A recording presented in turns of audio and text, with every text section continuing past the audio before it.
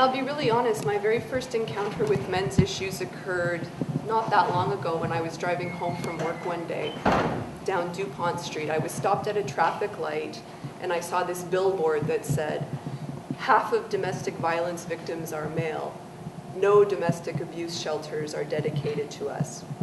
And there was an image of an enraged woman in the middle of assaulting a cowering man. So I looked at this billboard and I completely bought into the idea that men are victims of domestic violence. But I completely disbelieved the claim that they were half of victims. Completely disbelieved it. So when I got home, I dug into Statistics Canada's General Social Survey data. And I was totally shocked to find that statistic was corroborated.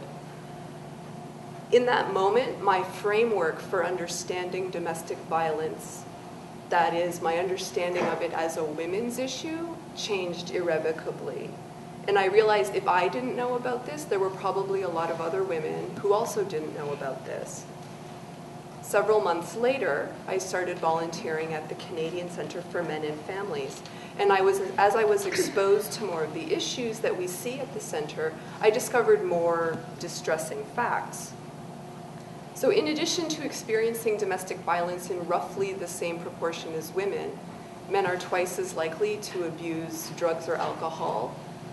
They're 3 to 4 times more likely to die from suicide than women. And undiagnosed anxiety and depression are prevalent among men. What makes these trends even more concerning is a fourth fact, which is the fact that men are dramatically less likely to seek help for mental health concerns than women. One reason must obviously be that men are socialized to man up, to sort of suffer in silence, and to really suppress any signs of helplessness. And I don't have to look much farther than my own circle of family and friends to see evidence of this culture of silence. And I'm sure a lot of the same stories can be found among many of the people who are here in the room this evening. I know several men who've chosen to take their own lives. I'm just going to put this here. Okay. These men didn't say goodbye to those of us who were closest to them. And while we were aware that they'd been facing struggles, none of us had any idea that such an extreme course of action had become an option for them.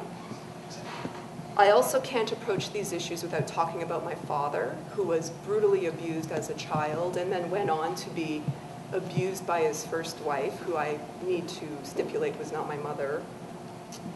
The first half of his life was deeply traumatizing and surrounded by alcoholism, and as a result, he suffered extreme anxiety throughout his adult life. Hypervigilance, he had difficulty regulating and expressing his emotions. And when I asked him about, have you considered seeking therapeutic counseling, his response was, and I quote, "What kind of a man pours out his problems to a complete stranger?" Unfortunately, he died having never dealt with these traumas. And I tried to understand my father through a lot of different lenses, through our cultural lens, through biological lens, through our economic background. But it wasn't until I really started to look at his experience through the lens of gender, that is, the norms of masculinity that forbid vulnerability, that I really started to understand my dad and in many ways myself. So these experiences have taught me that men's issues aren't just for men. Gender norms that teach men that, asking for help is weakness, that they need to suffer in silence, that they need to man up in the face of difficulties, these hurt women too. Breaking down these gender norms so that men feel comfortable getting help,